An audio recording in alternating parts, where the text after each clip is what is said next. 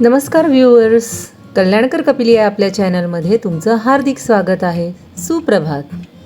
तर मंडळी, आज आम्ही चाललो आहे साताऱ्याला. कुठे म्हणजे काय, कल्याणकर कपिलच्या गावी यात्रेला. दरवर्षी चैत्रातल्या अष्टमीला पिंपोडची भैरोबाची यात्रा असते. अहो, त्याच यात्रेला चाललोय आम्ही. प्रातःसमयी सूर्योदयानंतर असे काही भन्नाट नजारे दिसत होते ना, काय सांगू तुम्हाला. तो शेळ्या मेंढ्यांचा कळप, तो मेंढपाळ आणि तो सूर्योदय, अगदी फुल टू गावरान. मूड अगदी फ्रेश झाला. मनावरची शहरी जळमटं गळून पडली. शेळ्या मेंढ्यांनी केलेली छोटीशी ट्रॅफिक जॅमसुद्धा गोड वाटू लागली. तर मंडळी, कसा वाटला मेंढ्यांसोबतचा हा मॉर्निंग वॉक? हाय, कसं आहे तुम्ही सगळे? मी तुम्ही सगळ्यांचा कपिल. तर आज आपण चाललो आहोत साताऱ्याला, माझ्या गावी. तिथे जत्रा असते नेहमी, तिथे आपण चाललो आहोत. आणि नंतर आपण साताऱ्यानंतर वाई, महाबळेश्वर हे सगळं फिरणार आहोत.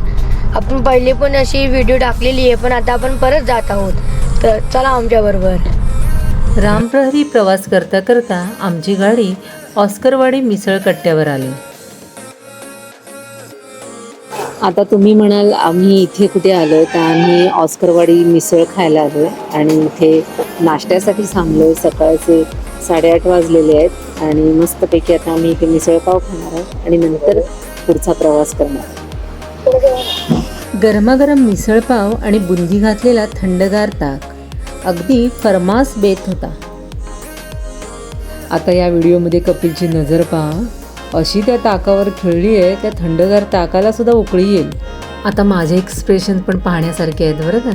जणू काही आम्ही सारे खवयांच्या सेटवर मी दामलेंच्या सिंहासनावरच बसले, होय ना.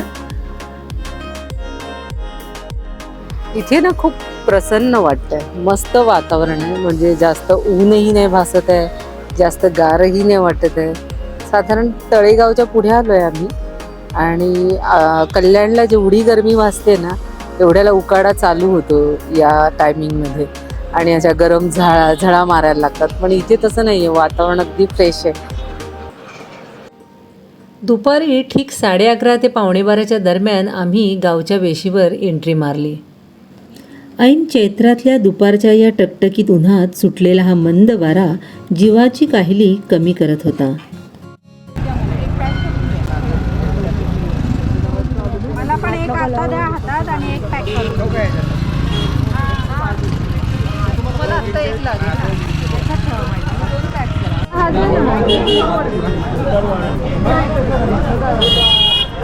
मला 2 द्या. एक हिला पाहिजे खेळायला. हा थांब एक मिनिट. हा दे पालखीला बांधायला. मनाजोगती सारी खरीदारी करून आम्ही मंदिरात प्रवेश केला आणि देवाचे दर्शन घेतले. भैरोबाच्या नावानं चांग भलं. आणखीन एक सांगायचं राहिलंच की हो तुम्हाला, यावर्षी यात्रेला आमच्यासोबत माझ्या जाऊबाई आणि त्यांची मुलगी वल्लरी सुद्धा होती.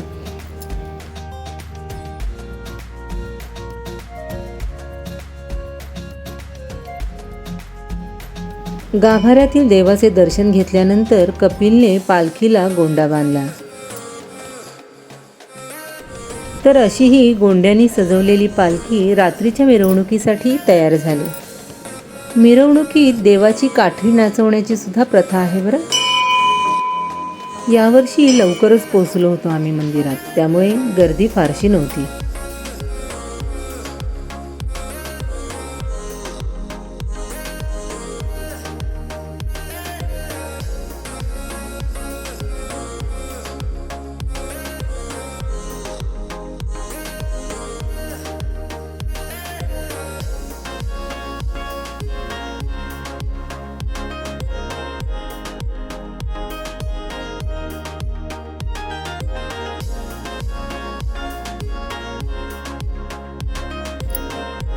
ज्योतिबा काय किंवा भैरोबा काय, ही सारीच साक्षात श्री शंभू महादेवाची स्वरूपे आहेत. कपिलच्या अगदी लहानपणीचे दिवस आठवतात. ही जत्रेतली एकही दुकानात तो सोडत नसे. प्रत्येक दुकानातून त्याला काही ना काही हवंच असायचं. आता तो बऱ्यापैकी समजदार झालाय.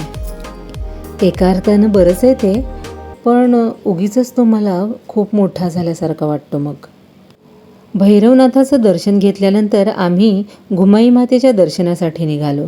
अगदी दरवर्षीचा हाच रस्ता आहे. सभोवार चारी बाजूला उंच टेकड्या आणि मध्ये हे घुमाई मातेचं मंदिर, त्यामुळे याचं हे स्थान द्रोणातल्या प्रसादासारखंच आहे.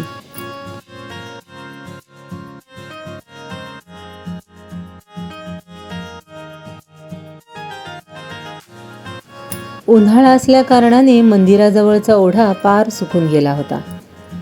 मंडळी, तुमच्या माहितीसाठी म्हणून सांगते का या घुमाई मातेची यात्रा की नाही हिवाळ्यात कोजागरी पौर्णिमे दिवशी असते.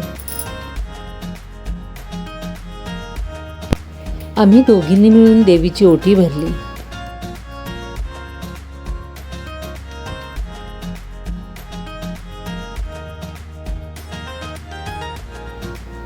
देवीची यथासांग पूजा पार पडल्यावर आम्ही दोघी जावा मिळून एके ठिकाणी बसलो आणि छानपैकी गप्पाष्टक रंगली आमची. कपिलने आमच्या कॅमेऱ्याला लावलेला टाईमलॅप्सप्रमाणे काळ आणि वेळ किती क्षणभंगूर असतात नाही, एका घटकेसरशी हातातून निसटून जातात. चला आता आपणही निघूया इथून. थोडी पायपीट केली, थोडी चाललो तर भूक कशी सपाटून लागते नाही का. जेवणावर यथेच्छ ताव मारल्यानंतर आम्ही वाईच्या दिशेने प्रस्थान केले. दुतर्फा असलेली वडाची झाडं रस्त्यावरच्या वाहनांना मायेची सावली देत होती. झाडांच्या पारंब्यांमुळे रस्त्याला तोरणच लावलीत की काय असा भास होत होता. झाडांच्या त्या वक्राकार कमानीतून आमची गाडी अगदी ऐटीत चालली होती. मंडळी, गेल्या वर्षी जेव्हा आम्ही वाई, महाबळेश्वर आणि पाचगणीला फिरलो ना, तेव्हा आम्ही अगदी पद्धतशीर प्रत्येक ठिकाणावरचा एक वेगळा ब्लॉग तयार केलेला आहे आणि त्याची लिंक मी तुम्हाला डिस्क्रिप्शनमध्ये दिलेलीच असणार आहे. आमच्या चॅनलवरचे वाई, महाबळेश्वर आणि पाचगणी यांचे विशेष भाग तुम्ही जरूर पाहावे ही माझी विनंती आहे. तुर्तास तरी आपण वाईच्या गणपती बाप्पाचे दर्शन घेऊया. गणपती बाप्पा मोरया. वाईच्या गणपती बाप्पाच्या मंदिरासमोरच काशी विश्वनाथाचे मंदिर आहे.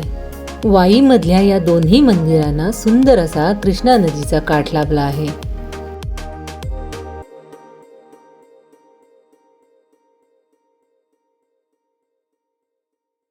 देवदर्शन झाल्यावर भाविक कृष्णा नदीचे दर्शन घ्यायला विसरत नाहीत.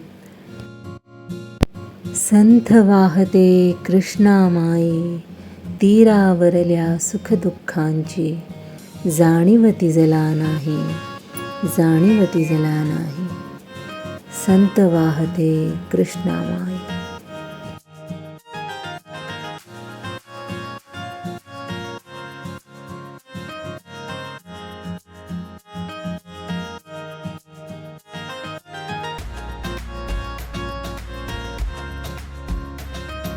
आता आम्ही काशी विश्वनाथाच्या मंदिरात आलो आहे. काशी विश्वनाथ मंदिराचे पाषाणी वैभव अगदी दिमागदार आहे. सुंदर आखीव-रेखीव दीपमाळा, सभामंडप आणि उत्कृष्ट असा नंदी मंडप आणि त्या मंडपात उभा असणारा दिमागदार नंदी, सारे कसे अगदी चोख. संपूर्णतः दगडी असलेले हे मंदिर हे अतिशय सुंदर आहे आणि वास्तुकलेचा एक उत्कृष्ट नमुना आहे. श्री काशी विश्वनाथाय नमः. तुम्हाला माहीत आहे का, यावेळी नंदी महाराजांकडे मी माझ्यासाठी काहीतरी मागितले आहे. माझा हा यूट्यूब चॅनल आहे ना, तो खूप ग्रो करायला हवा. हेच मागितले मी त्यांच्याकडे. तुम्हीही कराल ना माझ्यासाठी मदत. चला आता फिरता फिरता गोरख चिंचेसमोरचा नाना फडणवीसांचा वाडा आलाय आणि त्या बाजूचाही कृष्णाकाठ पाहायचा आपल्याला.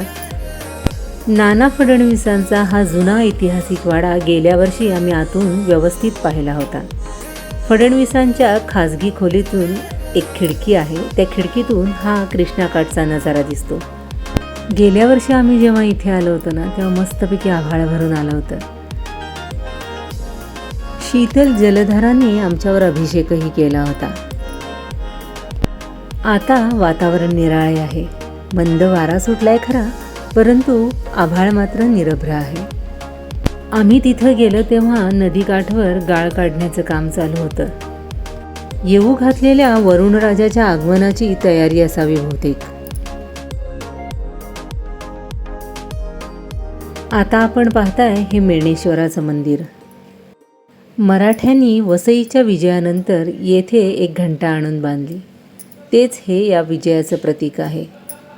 मेणेश्वर मंदिराचा गाभारा कृष्णा नदीच्या समान पातळीवर आहे. त्यामुळे मंदिरात गाभाऱ्यात जाताना आतमध्ये पायऱ्या उतरून जावं लागतं. तर अशी झाली वाईची आमची छोटेखानी सफर. छोटेखानी मी यासाठी म्हटलेले आहे कारण यापूर्वीच मी या सर्व विषयांवर डिटेल्समध्ये एपिसोड केलेले आहेत आणि त्या एपिसोडची लिंक मी या एपिसोडच्या डिस्क्रिप्शनमध्ये देत आहे. चला तर मग मंडळी, वाई ते महाबळेश्वरच्या या सुखद वळणावर मी तुमची रजा घेते. संपूर्ण व्हिडिओ पाहिल्याबद्दल खूप धन्यवाद. Thanks for your time.